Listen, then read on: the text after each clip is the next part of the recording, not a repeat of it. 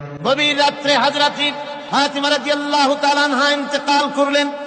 কিছু সংখ্যক সাহাবীদের কাছে খবর দিয়া অল্প সময়ের ভিতরে জানাজার ব্যবস্থা করা হলো। হযরত আবু যর গিফারী রাদিয়াল্লাহু তাআলা আনহু কবরের ভিতরে নেমে গেলেন। কবরের ভিতরে নেমে গিয়া হযরত আবু যর বলেন, রে কবর, তোর ভিতরে আজকে কাকে রাখবো, তুই কি তা জানিস নাকি? কোনো জবাব আসে না। হযরত আবু যর বলেন, কবর রে, তোর ভিতরে আজকে যাকে রাখবো তিনি হতেছেন হযরত ইমাম হাসান হোসেনের মা। বেহেশতের সমস্ত জওয়ানদের সরদার হবেন যারা, সেই দুইজনের মা তোর ভিতরে রাখবো, খবরদার বেয়াদবি করবি না। কোন জবাব না পেয়ে হযরত আবু যর বলেন, ওগো কবরের মাটি, তোর ভিতরে কাকে রাখবো কি জানিস? আসাদুল্লাহিল গালিব, দুনিয়ার সমস্ত কাফেরদের বিরুদ্ধে আল্লাহ রাব্বুল আলামিন যাকে বাঘ বানিয়ে পাঠালেন, সেই হযরতে আলী, তার স্ত্রী রেখে যাব, খবরদার বেয়াদবি করবি না। কোনো জবাব আসে না।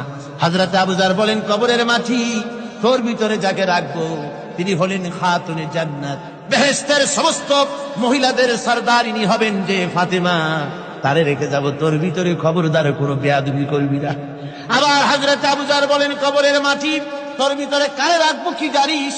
তোর ভিতরে আজকে যাকে রেখে যেতেছি তিনি হলেন আখেরি জামানার পয়গম্বর বিশ্বনবী জনাবে মুহাম্মদ রাসূলুল্লাহ সাল্লাল্লাহু আলাইহি ওয়াসাল্লামের কলিজার টুকরা মা ফাতেমাকে তোর ভিতরে রাখবো, খবরদার কবরের মাটি বেয়াদবি করবি না। কিতাবে এসেছে হযরত আবু যরকে বাড়ি শুনতে পেলেন, আওয়াজ এলো, কি যেন বলতেছে, রে আবু যর, আমি ফাতেমা কি চিনি না, হাসান হোসেনের মা কি চিনি না, আলীর স্ত্রী চিনি না, রাসূলের মেয়ে মা ফাতেমা কি চিনি না।